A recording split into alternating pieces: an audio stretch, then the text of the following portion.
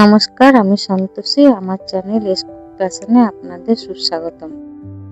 আমি পাকা আম দিয়ে আমের ক্ষীর বানাবো।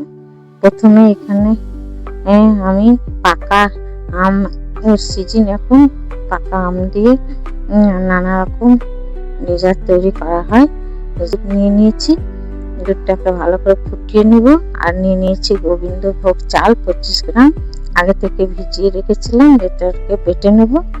বেটে নিয়ে মিক্সিতে পেস্ট করে চালটাকে দুধে ভালো করে মিশিয়ে ফুটিয়ে নেব।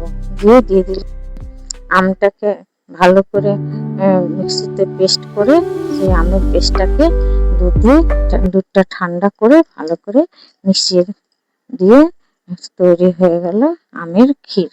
এটাকে আমি